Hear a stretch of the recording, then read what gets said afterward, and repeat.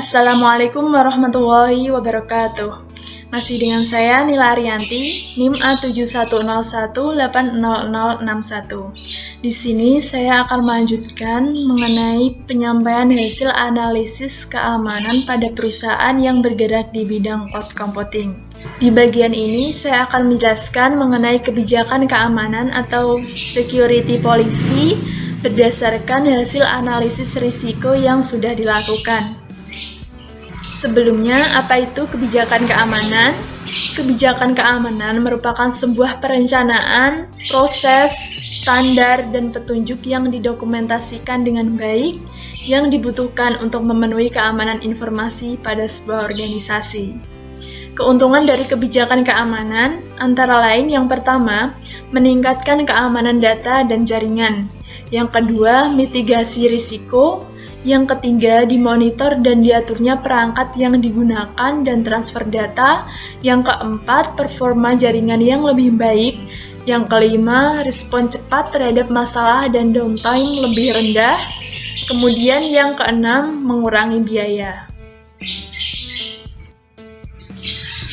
Langsung saja, berikut merupakan beberapa kebijakan keamanan yang diterapkan berdasarkan hasil analisis risiko.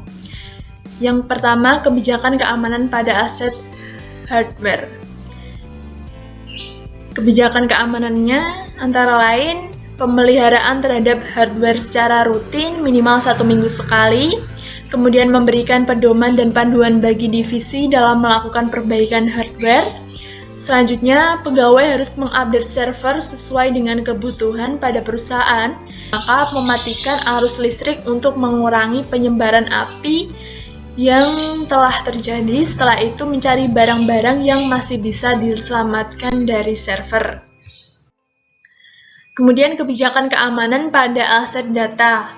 Yang pertama, mengganti password secara berkala minimal 2 minggu sekali dan juga rutin melakukan pengecekan terhadap data yang diupdate. Kemudian melakukan backup data agar ketika masalah terjadi, perusahaan memiliki cadangan data dan apabila aplikasi mengalami masalah yang berangsur lama. Kemudian pada aset perangkat jaringan, network, kebijakan keamanan yang diambil yaitu pengecekan rutin terhadap kabel yang menjadi sumber internet, kemudian pengamanan data yang dilakukan dengan sistem internal. Berikutnya, kebijakan keamanan pada aset pengguna dan admin. Yang pertama, pengguna dan admin harus rutin mengganti atau mereset password minimal 2 minggu sekali dan juga melakukan logout ketika aplikasi sedang tidak digunakan.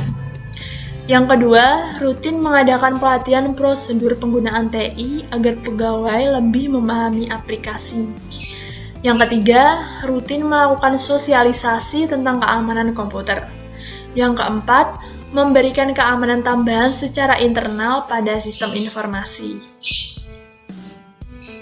Sekian dari saya mengenai kebijakan keamanan yang didasarkan pada hasil analisis terhadap risiko keamanan pada sebuah perusahaan. Apabila ada salah atau kurang, saya mohon maaf. Terima kasih. Wassalamualaikum warahmatullahi wabarakatuh.